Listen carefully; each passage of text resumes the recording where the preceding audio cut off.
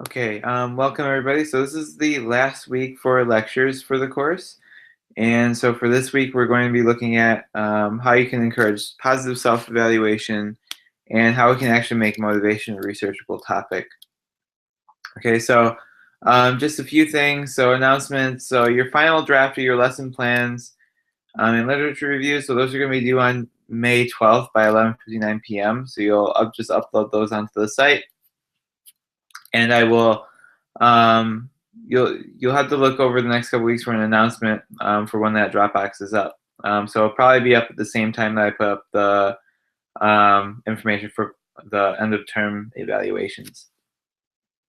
Okay, and also, so your lesson plan assignments are graded, so make sure you go and look at your feedback there. I just had a few comments that I wanted to address. So first of all, so detail is key for a good lesson plan. So make sure when you do your procedures that you actually provide every last detail. So when you say you're going to group students, you should probably say how many people are going to be in each group, for instance, and how you're going to group them. So sometimes, for instance, you have to remember this is something that you could potentially have to give to somebody who is subbing your class, and so they need to know as much about what you're going to do as possible. So for instance, if you want to group the students so they're not with their normal cliques in the classroom, then you need to give some either you need to give a specific group listing to the person, or you need to actually say how they're going to do it. So are they going to count off? Are they going to draw from a hat or something like that? So those are just a few things. So just be very specific and say exactly how you're going to explain something. So it's not enough to just say lecture or teacher will lecture to students. You have to say, so what is the teacher lecturing about? So what are the topics covered? Okay. For your rationales for this one, there was a lack of mention of the actual theory for some of your lesson plans, so that made it so that some of you lost some points there. So for the rationale, what you need to do is not enough to just explain why this was done, but I want you to actually link it to the specific theory as well. Okay, so I mean, I could see from some of your explanations that you were on the right track for sure, and that I saw how you were applying the theory, but I wanted to see you actually display your knowledge of what theories apply where. Okay, so be specific there. Mention the materials used in the procedure. So some of you would just say, teacher hands out worksheet, and just leave it at that. But you need to say exactly which handout or which material it is. So if it's the content words handout, you need to actually say that in the procedure. And then always, so this is another thing related to that. So always list the materials and objectives at the top. Okay, so I know I provided them with you this time around, but some of you didn't use all the materials that I provided. So I wanted to know which materials you were actually using and which ones you weren't. And the objectives are, that's mainly just there for you as a teacher to make sure your lesson plan is meeting those objectives. Okay, and then make sure the connections between activities are clear. So yeah, you have to make sure that there's some sort of thing there linking all the activities. They shouldn't just be a list of like 4 or 5 activities that don't really show any signs of being related to each other. But one activity should be related to the next. Or if you have one that's following another one, you need to explicitly say in the procedure, how are you actually linking that to the previous task? Okay, so those are some of the common problems I saw that resulted in like a few points being taken off here and there. But yeah, so but overall, people did a good job. Just make sure that with your lesson plans for the procedure, they should be written in bullet points. The procedure should be. If it's written in prose, it's not going to be very useful when you actually go into the class because you're going to want something that you can refer to quickly if you lose your spot. Okay, so if you have to read through an entire paragraph, it's not going to be very useful for you. It's better to be able to go point by point. Okay, so look at your comment on there. If you have any question on the feedback, just let me know. and I can answer those.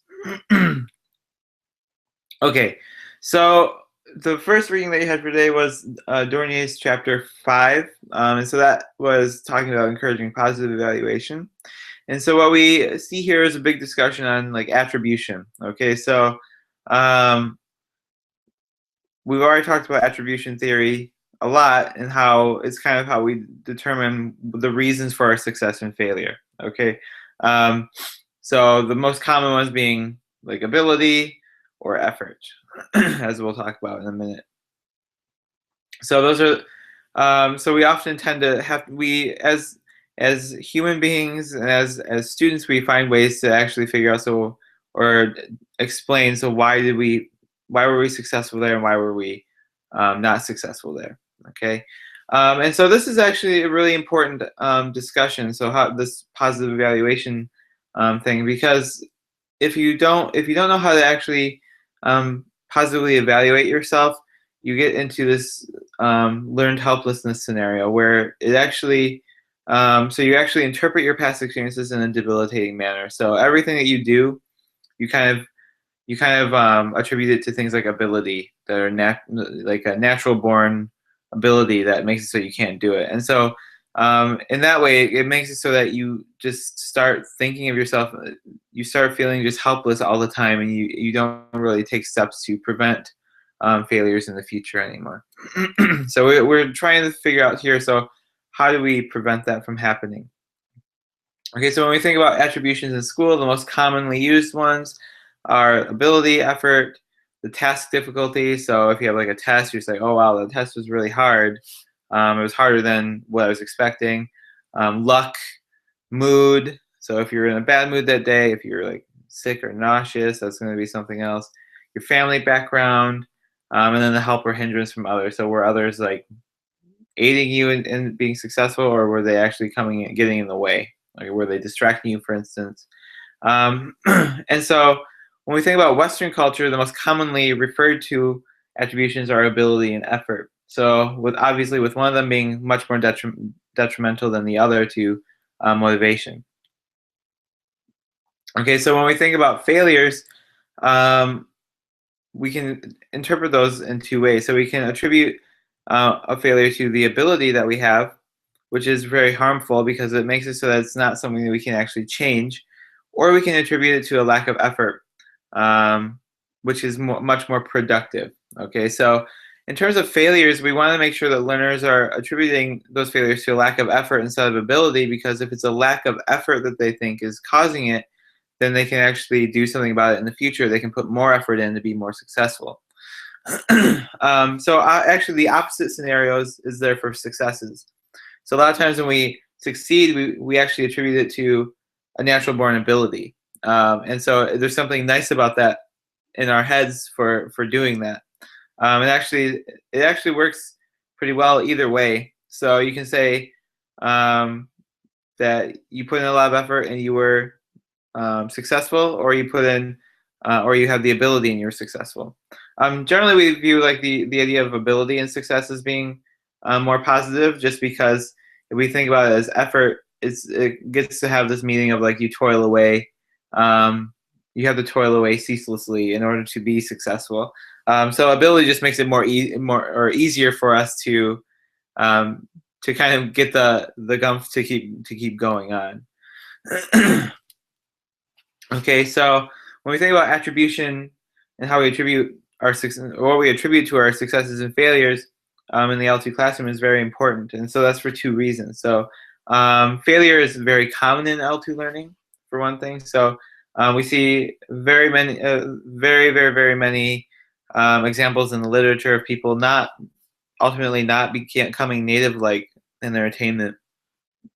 Okay, so there's always it seems like there's always a large number of people who don't quite reach where they would like to be. So failure is very common there, and language aptitude is a very familiar concept that people talk about, and so is referred to regularly by everybody.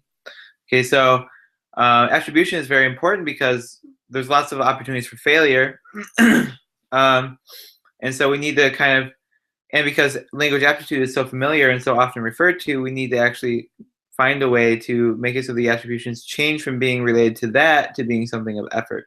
Okay? So something that's really important to remember here is, so like this quote I have here, so it's not the event of effort that interrupts academic achievement, it's the meaning of the failure. So whatever meaning we attach to that failure is going to be either what keeps us from progressing or what helps us to progress. Okay, so something that we can do is we can promote effort attributions in the classroom. Okay, so some of the things that Dornier talks about here are some of the strategies to use here are, so playing down the importance of ability and highlighting the role of effort in the classroom. So you don't really want to focus on ability. You want to say, okay, so if you try hard, if you put in a lot of effort here, you try hard, you study, you'll be able to succeed. Okay, so you want to get that message across to them. In failure situations, you want to emphasize the low effort impact. Okay, so if somebody fails, you want to like emphasize to them, okay, so you failed this time, so why do you think that was? And so you want to point them into the direction of saying that they could have studied more, for instance, or they could have worked harder on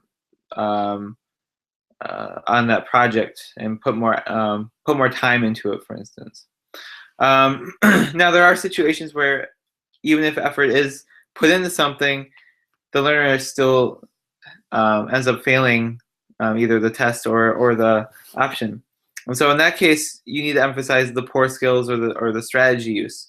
Okay, so you don't want them to fall back onto the ability description, but you want them to actually see, so okay, so I'm using the wrong strategies here. So what's something I can change in order to be more successful in the future? Okay, so that's important. And then it's also important that you refuse to accept ability attributions. Okay, so if somebody, so for instance, if you're in that situation where you have effort, where effort was exerted and there was still failure, if they actually say it's just because they're not able to do it, you want to throw that back at them and say, no, that's not right. It's for this reason. Okay, and you want to kind of talk with them through it and have them explain some of their or do some of their own explanations. So as you see below there. As a teacher, you also want to model effort or outcome linkages. So you want to give them some of your own experiences. Okay. And you also want to encourage learners to offer their own explanations. So ask them what they found challenging about it and what they could change for next time, for instance. And then make effort a class norm. Okay. So basically, you want to praise whenever you see somebody doing or making effort or putting effort into something, you want to praise them for it. Okay, so make it so that the students actually see that you highly value the effort that they're putting in. Okay, and so that kind of makes it a norm or an expectation in that classroom. Okay, so something else that kind of helps us with the with promoting like positive self-evaluation is motivational feedback. So something to remember, so not every feedback type is equally effective. Okay, so but it's important to remember that feedback is essential for learning. Okay, so without some sort of feedback, you can't really make progress. Okay, so that's because you don't really know what's going on or what you're doing wrong, what you're doing correctly. Getting that feedback helps you to adjust your learning somehow. Okay, and so basically the question here, so what is the effective feedback? So you want something that is gratifying. So you want to praise learners so that increases their satisfaction with what they're doing. It promotes a positive self-concept and self-confidence, and it prompts learners to reflect constructively on what they've done. Okay, so you don't want to attack the person, but you want to maybe raise questions for them to consider. You want to point out weaknesses that they have, something that they can look at and say, okay, I can see where the problem was. Okay, and it provides the learner with information rather than judgments. Okay, so you're not looking down on them or anything like that, but you're saying, okay, so this is what I see, and I think this is where your problem is, and you need to correct it there. Okay, so that's going to be constructive, and it's going to allow them to see what's going on and how they can fix it, and they're going to be more open to it. Some things that you never want to do when you have provide feedback though. So you don't want to express pity after failure. That just makes the person seem like really small and like they can't do anything about it. Don't offer praise after success in easy tasks. So task was easy. Often students will know it was easy, and offering praise after that just makes it seem like you don't have confidence in their abilities. Okay, so that can kind of work against them. And then don't offer unsolicited help immediately. So if somebody's struggling, you want to question them. You want to help them to work through it. You don't want to just give the answer, for instance. Okay, the more that they actually have to work through it, the better. And as a teacher, you never want to overlook positive contributions. Okay, so never overlook the possibility of giving positive feedback to somebody. The more you give in positive feedback, the better it will be. The more satisfied they will be. And you want to give prompt feedback more than delayed feedback. Generally speaking, anyway. So the more I guess so the sooner after they turn something in, the better, essentially. So, so as a teacher, you should be working to do that. It's not always possible. Like life gets in the way, and also, I mean, if you're teaching a full class load, it makes it difficult. But I mean, there are ways that you can at least help yourself a little bit to go a little bit faster. So just like by scheduling time to sit down and do like at least a small chunk of the grading, or giving a small chunk of feedback to a small chunk of the assignments will help. Although, yeah, so I say though not always. So recent studies have kind of shown that sometimes delayed feedback can be actually more effective than prompt feedback, because it leaves the students wondering or thinking about more about what they did wrong. So actually, delayed feedback in a way can actually function as a promoter for autonomy, because it can leave the student wondering and actually make them curious and look into things on their own. So it depends. There's not really a fixed answer there. Okay. Yeah, so looking at learner satisfaction then. So we often overlook successes as learners and as teachers, and spend more time paying attention to failures. It's just human nature. And then, so that actually can have a negative effect. So it creates a distorted situation where difficulties are overemphasized. So this can lead to people who are like perfectionists, who nothing is ever good enough for them, basically. Okay. And it prevents the ability to build a positive self-image as a result. Okay, so yeah, so people who are perfectionists will often view their work and never be pleased with it. I think it's never that good. So I think Dornier actually opens the chapter discussing. So have you ever known somebody who was super happy with what they did, even though there was really no reason to be, or somebody who was never happy with what they did, no matter how polished or how nice it looked? And so that second person is going to be who you see here in this case. Okay, so generally we want to try to over-celebrate to promote learner satisfaction. Okay, so how do we do that? Something that we can do is we can monitor and recognize student accomplishments. So as a teacher, we want to follow students around, look at what they're doing. And anytime they accomplish something, you want to praise them for it. Okay, we want to take the time to celebrate success. So if somebody actually did something really successful, we want to take the time to congratulate them for it. And occasionally we can draw attention to it and celebrate it as a class. But I mean, you have to do that carefully. So if the student is shy and whatnot, you might want to do it separately. So don't really focus the spotlight on them. Take stock in progress. So usually the teacher can take time to look back and see how the students progress and kind of give them a report. Or you can encourage students to do that themselves. So have them look at what they've learned so far and where they are from where they started.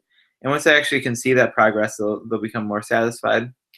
Involve tasks with public display of outcomes, so role plays, for instance. That can be kind of a fun way to do it. Make progress tangible. So have a product that they can actually see. Okay, so for example, like portfolios, having them put those together, that'll be really helpful for them to kind of see, to kind of monitor their progress. Okay, so they can see from their earliest paper, for instance, so if it's a writing portfolio, they can start with their earliest paper and go to their most recent paper and kind of see the development over time. And then reinforcing events for positive closure. So you want to have things like maybe fun end of semester parties, something that just sends everybody off on a positive note. Okay, so it shows that everything's done, and that it makes them satisfied because it's just kind of a fun event at the end that helps them develop more. Okay. Okay, and then finally, so what Dorney talks about here is rewards and grades. Okay, so they're actually detested by motivational psychologists, and that's because they view them as doing more harm than good, and they think that they should just be gotten rid of entirely. And so I have here written, so it's a very radical form of critical pedagogy. So some of you may not be familiar with critical pedagogy, and that's fine. We won't really go into it here, but basically, I've seen it applied to the extent where like professors will say, "Here's everybody gets an A this semester. I don't want you worrying about your grades. You just come in and you listen." Okay, so basically, it's getting rid of grades just so that learners can actually just be intrinsically interested in the material and they can just learn it for their out of their own interest without having to worry about some sort of external pressure placed on them. So they feel like it promotes like a carrot on the stick ideology. So in order to, so you just kind of follow this carrot around that is the A that you want for the sole purpose of getting it. And they feel that so rewards and grades are like a form of punishment avoidance. Okay, so often in psychology, when we talk about learning, punishment is much less effective than reinforcement. Okay, so with rewards and grades, a bad grade is kind of or a lack of reward can actually be a punishment or viewed as a punishment. Okay, so they actually lead to decreased motivation over time. Okay, so while motivational psychologists really dislike these, teachers find them to be versatile and usable. So, and I mean, there's a reason for that. It makes it so that you can actually see progress more easily, for one thing. They can be used in a multitude of situations. And as I mentioned here, so you have teachers, parents, school boards, and colleges. So they want them as proof of accomplishment, essentially. So they make it so everybody's kind of accountable to what's going on, and so they're really, there's no way of getting around it, in essence. So we look specifically at rewards. So they constitute actually a really powerful motivational tool. Okay, so you have a different variety, or a lot of variety. So you have material rewards, so like candy, or yeah, primarily candy, or some sort of like toy or something if it's in a elementary school. Special privileges, so being able to choose. So for instance, in like say like high school, being able to like leave and roam the halls freely for a little bit or something like that. Awards or recognition, I think that's pretty self-explanatory. And then teacher rewards, so having more attention from the teacher, for instance, or something like that. So often like teacher rewards are not directly intended, but they just kind of happen. So what are the dangers then for rewards? They can actually undermine the existing motivation. So students may have come into this task really intrinsically interested. They already had this interest, and so they pursued study in this area just because they wanted to. But then the rewards are there, and so they actually make it so that the student flips their motivation, so that it's more oriented towards the reward than it is towards the learning of the content. It can lead to overlooking the value of the task itself. Okay, so you start to forget about kind of why you felt that this was an important thing to learn, and you start to look more at the reward. And so sometimes it can lead to a maximization of rewards with minimalized effort. So people will figure out, so what's the minimal effort I can put into this in order to get the reward? Okay. So sometimes this can be related to grades as well, as we'll see. So sometimes people will be like, so what's the maximum, what's the minimum number of effort or amount of effort I can put into studying in order to get a passing grade? Okay, so like a C plus, for instance. Okay, so how do we prevent the dangers then? So we don't want to overuse rewards. So if we overuse them, they become the prime focus. Okay, so use them sparingly. Don't take them too seriously. So for instance, if there's like, you don't want people like competing over them. Give some kind of lasting visual representation. So certificates, for instance. Make it meaningful to the students. So make it so the students, for instance, can choose their own reward. Offer them as unexpected gifts. So if you have like a task the students are set up to do, and they finish it, and they do it well, then you give them the reward as a gift, without actually telling them ahead of time that somebody would get one. Okay, and then offer rewards for trying new activities or for hanging in there through a long and complex activity or unit. That's just kind of meant to be like, okay, thank you for dealing with this or putting up with this. Here's something for doing that. Okay.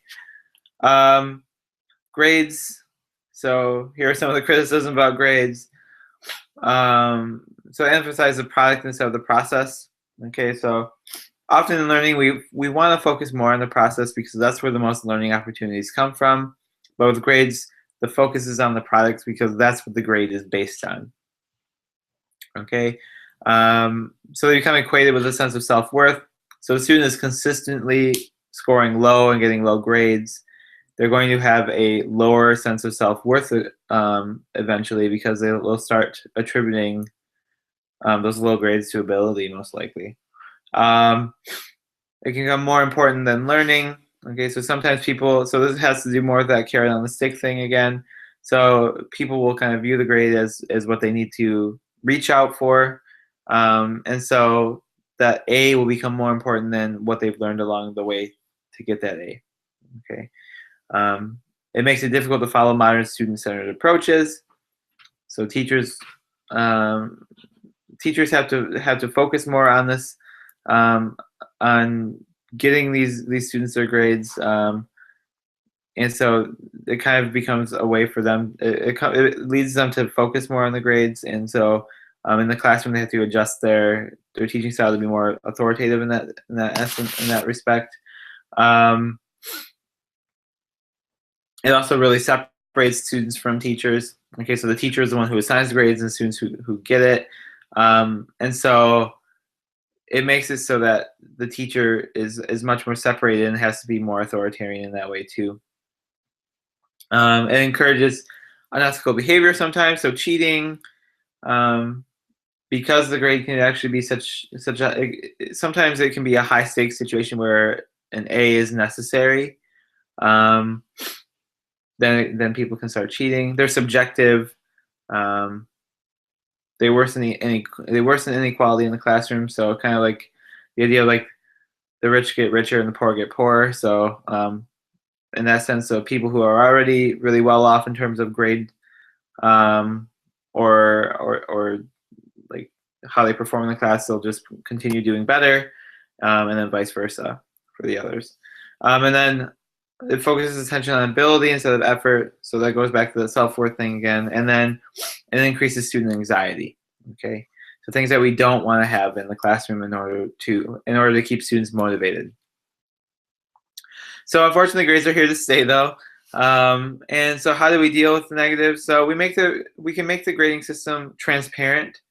Okay, so we can look at things like rubric development or grade breakdown. So those of you who have taken either 490 with me or with somebody else, rubric development we talk about quite a bit in there, and so that it's important to provide a rubric so the students know exactly what their feedback is on. Okay, so this can be something as simple as saying, here are the points that you'll get for each aspect that I'm looking at.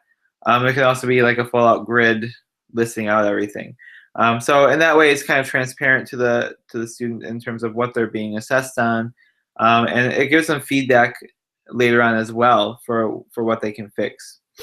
So you can provide models of exemplary work. Yeah, so this is just something so students can look at and see, okay, so this is what I should be trying to attain in my final product. Compliment grades with comments suggesting ways to improve or pointing out specific areas for improvement. Okay, so it's not enough to just say, here's an A, here's a B, you get a C. You have to tell them, so what can they do in order to do better the next time? Okay. Should also reflect the student's relative improvement. So looking at the criteria and then also looking at their previous work. So so based on the criteria, they might get like a C maybe, but on their, in terms of like looking at their previous work, how has their effort and their work been improving over time? So if it's been improving over time, they should actually take that into account and kind of reflect that in the grade. Okay. Involve students in ongoing processes of evaluation. Okay, so make sure it's not just one or two tests, but have like multiple things that kind of assess their ability over time. Include self-assessments with the teacher's evaluation, and consider peer grading. Although in an L2 classroom, this is really, it's easier said than done. So if anybody ever teaches writing, so I've taught writing a lot, and you try to do peer review, and a lot of times students hate it because they feel that their L2 peers are not knowledgeable enough to actually give them feedback. And so it takes extensive training in your classroom to get them used to giving feedback to each other. And sometimes it's just easier, especially if you are in a time crunch situation, it's easier to not do that. Two-way negotiations with teachers. So if you get with the final grades or with other grades, so students should be able to talk back and forth with teachers. This can be either like a formal conversation or it can be something informal where you just kind of ask them or you kind of talk to them about it personally. And then teacher evaluations should also be something here. So students should have the opportunity to grade their teacher in the class as well. So this is kind of like what we do with the end of term evaluations at the college level. Okay, so I mean that's basically it there with the first reading. So there's a lot there, and this is kind of like the last thing that we're looking at in terms of how to promote motivation in the classroom and among students. So I mean, taking all these into account, I think is really important, and you definitely want to try to incorporate a lot of these into the classroom, especially with the grades. I think that's really important. And I think also the feedback stuff is particularly important as well. So you really want to, so for those of you who are doing lesson plans, you might really want to consider this as something to include in your rationale for some of the stuff. So there's that. So the second reading was about researching motivation. Okay, so something that maybe some of you might be asking, so why did I have you read this? So some of you might not be interested in doing research. And I think even though you might not be going on to like say graduate school or something like that, as teachers, I think it's still important for you to do mini studies of your own. And so I really want you to consider some of these research practices that you can use in your teaching situations that can actually make it so that you can develop professionally on your own, kind of. So you can look at you can kind of assess your teaching in this way.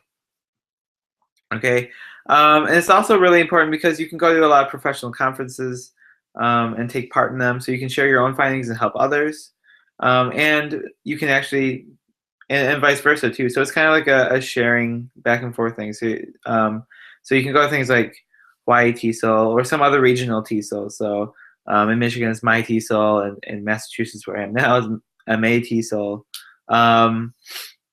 So you can go to those regional conferences. And that's really a good place to start off, especially if you think you might want to share some research.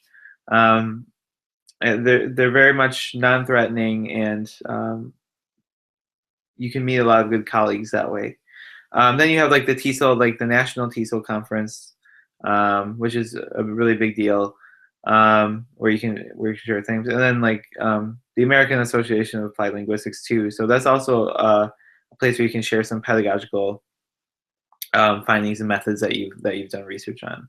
And so I think it's really important. So as a professional community, it's important to consider thinking about how you can actually better it. So doing some of these like mini studies are really helpful for that. Okay, it's also really. I also had you read this. So for those of you who are planning to go on to graduate school, be it like soon or sometime in the future, I think that having read this will give you at least a little bit of a step up on to many others who might be in your cohort. Because I know in my cohort, many people didn't come in having this knowledge already. So, so anyway, going on. So looking at like researchability then. So we talk about this idea of like, how do we, so we want to find answers to questions in a systematic way. And we want to make concepts researchable. So we have two types of research. So secondary research, where you look at multiple other studies that have already been done to kind of answer questions that you already have. And so that's kind of like the literature reviews that some of you are doing for your final project. And then you also have primary research, where you do your own personal investigation. So you answer your questions and you collect some sort of data, okay?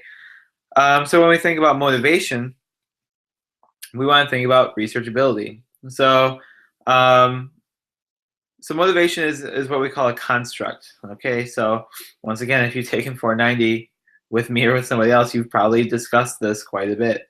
So with a construct, we have something that's abstract in nature, okay? So it's something that's not necessarily, it's not directly observable. We can't look at it. So when we talk about motivation, we can't see motivation. We have to kind of target it with these other things that are observable. Okay, so for instance, we can look at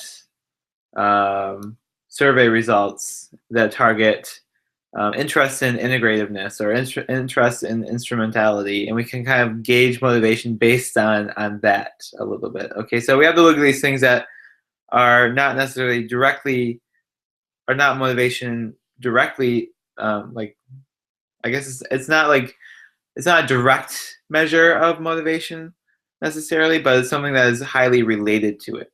Okay, so we have to target motivation in that way. Okay, so then we have motivation is also multidimensional. So it's made up of many different things. So we can't really target everything. So we have to figure out, so what is the most important aspect, or what are the most important aspects of motivation that we want to look at? Okay. So we have to make it researchable by finding the most important things related to our questions. And we also look at, so motivation is inconstant and dynamic, so it's always changing by temporal and external factors. So we have to consider that as well. So when we talk about researchability, so motivation is actually really difficult to research because of this. So it's not directly observable, it has so many things influencing it, and it's constantly changing. Okay, so we have to, when we think about our research, we have to actually be very careful in how we formulate it. Okay, so how do we research motivation then? So first of all, we have to define the target behavioral domain. Okay, so we have to think about, so what is the thing that we're looking at? Okay, is it participating in language class, paying attention? Is it doing homework? Is it continuing to study a language beyond the first semester? Is it choosing a particular language? So what behavioral aspect are we looking at that's related to motivation? Okay, so that's the first thing we have to do. And then the next thing we have to do is we have to list the various influences that are possible. Okay, so for instance, if we're looking at choosing a particular language, so is it because they have a background in that language? Is it particularly useful outside of the classroom? Like, does it have a high instrumental value? Does it have high integrated value? What about aspects of self? So do we think that the ideal L2 self, the ought-to L2 self will have a strong influence on it? So we have to kind of compile a whole list of possible influences.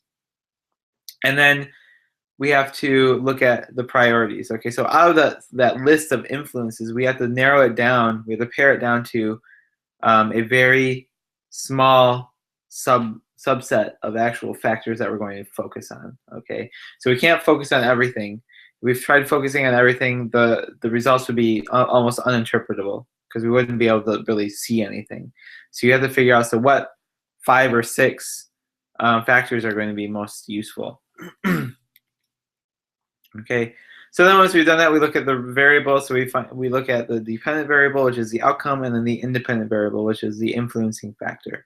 Okay, so in terms of a dependent variable, we have to be very careful. So a lot of people want to look at achievement variables as their dependent. So this is like test scores or for proficiency or grades or something like that.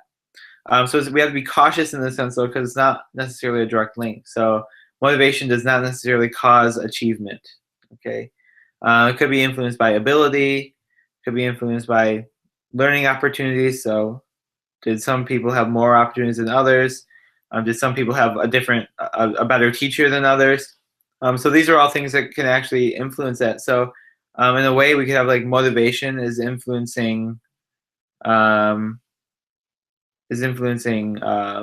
learning opportunities, which is influencing achievement. Okay, so it might not be motivation directly influencing achievement. It might be influencing it through some other variable. Okay, and then we also have the problem of like looking at grades because once again they're subjective. The problem with looking at proficiency because it's already it's an unclearly defined construct. Okay, so proficiency is also something we can't really directly observe, so we have to look at it. We have to target it in different areas. So a lot of times we look at overall proficiency, for instance, in speaking, reading, listening, and writing. And so how we define each of those, even so, what the construct of speaking and listening and speaking and writing is, it also is like not a set thing. So it depends on the person that's doing it and who's developed the test. And so that also makes it so it's not always the greatest outcome variable to look at. Okay, so instead we'll look a lot of times on behavioral variables as a dependent variable. Okay, so we'll look at language choice. So how have all these other factors influence language choice? How they influence task engagement, attendance, or other direct measures such as like assignments. So if we look at the quantity and quality of assignments that are collected. Okay, so that's something else we need to determine. So what are the variables that we're looking at? And then we have to determine the research methods as well. Okay, so there's no best method, but I mean, sure, I'm sure most of you are at least familiar with quantitative and qualitative, so that distinction. And then we also have the mixed methods. Okay, so normally when we talk about the methods, researchers often fall into one camp and are staunch supporters of it. So people who are quantitative and will often argue against qualitative for some of the weaknesses that we'll see later, and then vice versa. I mean, we see that quite frequently, and so I mean, once you get into one side or the other, it's very tempting to actually kind of argue against the other side. And so when we think about this, we have to ask: so, do we want to collect numbers or spoken data? Do we want to focus on groups of learners or individuals? And then do we want long-term data collection, or do we only want data from one point of time? Okay, so we want to answer these questions, and based on your answer, it's going to tell you whether you want which of these 3 types you're going to search for. Okay, and so something that's important to remember. So they're not mutually exclusive. So that's why we have the mixed approach. So I mean, your answer to these questions could actually be both. Okay, so that's something to consider as well. So looking at the different methods, and so if we have a quantitative method, so Some of the strengths there. So it's systematic, it's rigorous, it's focused, it's tightly controlled. So these experiments are often very, very they're very well thought out ahead of time. I mean, sort of qualitative, but they're done so in such a way so that you can actually control for who's getting some sort of treatment, who's not, or who's being exposed to something. They also have more precise measurement. They're more reliable and replicable because you normally have a larger set of numbers. You have more refined statistical methods that are used, and they're practical. So they're practical because you can do a lot of people at once, and you only have to do them, only have to collect data from them once, and then it's done. Okay. However, so the weakness is here. So you average out the responses a lot of times. So you're looking at the central tendency of what's going on instead of looking at the idiosyncrasies of the individuals. Okay, so by averaging everything out, you're kind of you kind of can't see what's going on beneath the scenes. So the idiosyncrasies are basically viewed as noise or error in what you have. Okay, and then you have it's highly dependent on the instrument. So depending if the instrument's really good, then great. But sometimes the instrument that you use is really questionable. So the findings in that situation in this type of study are only as good as the instrument that's being used. So we have qualitative on the other end. And so in this case, we have the strengths being like it's a new way to explore new and uncharted research territory. It's kind of like a way to get your feet wet and look more closely at something new. It's useful for highly complex situations. So in situations where you have a large number of variables coming into play, it can be a really good way to look at things in depth. The results are validated by research participants themselves, so the research participants can actually say whether or not something is true based on the interpretation. And then you can add data-driven depth to the analysis of a phenomenon. Okay, so often statistics, because they're inferential, they're speculative, a little bit more speculative in nature. So you can't really see everything that's going on. So you have to kind of interpret everything based on the overall central tendency. Whereas with qualitative, your focus is on the individual. Okay, so you have a very rich amount of data for each person. And so the weaknesses, however, so people who are in the quantitative side of things, so they'll often say, "Oh, this qualitative research is impractical. It's got such a small number of participants in the sample, so normally like 2 or 3, and it's unrepresentative. So you can't really make any generalizations. It's dependent on the competence of the analysis that's carried out. So yeah, so if somebody is a little shaky in terms of their methodology and how to actually use these qualitative methods, then the results aren't going to be the greatest. And then it's very susceptible to bias. Okay, so because there's a lot of interpretation involved, so the researcher can actually interpret things so that it matches their bias a little bit more. And it actually appears to be unprincipled and fuzzy because a lot of times it can seem very anecdotal. And so people on the quantitative side will often challenge it in that way. And then we have mixed methods. So a lot of times, so like myself included, we view at these camps and we say, well, neither of them is really all that great on its own. You can't really do. I mean, you can like for qualitative, for instance, you can't really do it. In my opinion, I feel like it's not entirely useful on its own because it doesn't give enough information. Okay, so I personally will agree with the quantitative people in the view that it's very unrepresentative and you can't really do much there. And I also agree though with the criticism on quantitative research because so you do lump everybody together, and so it's a major weakness that we can't actually see what's going on underneath, and so a lot of times with quantitative research, it's highly speculative in terms of what exactly or how exactly to explain something strange that's going on.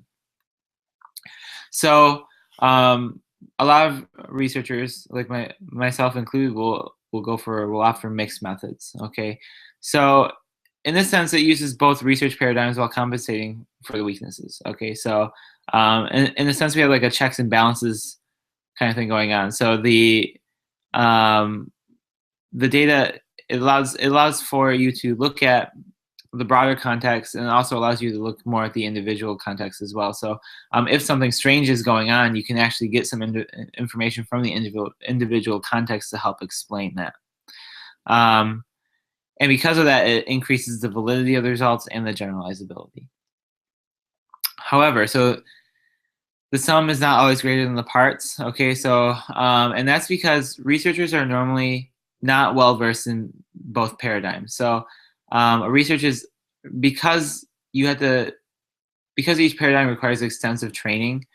Most people will either focus on the quantitative side or the qualitative side.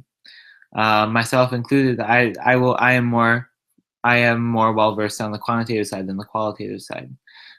So in those cases, it makes it so that there's a weakness because while the one side may be really, really well represented, the other side will be maybe lackluster, but I mean, not necessarily. So you can actually still do a pretty good job. And it may make it so that you're required to actually work together with somebody else who is from the opposite paradigm from you, which can actually make for a really strong study. And I mean, in a way, this actually encourages collaboration as well, which is really promoted in research. Okay, so something else we could consider. So other considerations.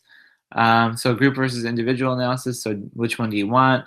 I think we basically covered this for the most part in looking at quantitative versus qualitative methodology. But generally speaking, we want at least some individual analysis. So we want that because we want the idiosyncrasies to not be viewed as noise. Okay, so we don't want to view those as error, but we want to view them as something meaningful that is contributing to the situation.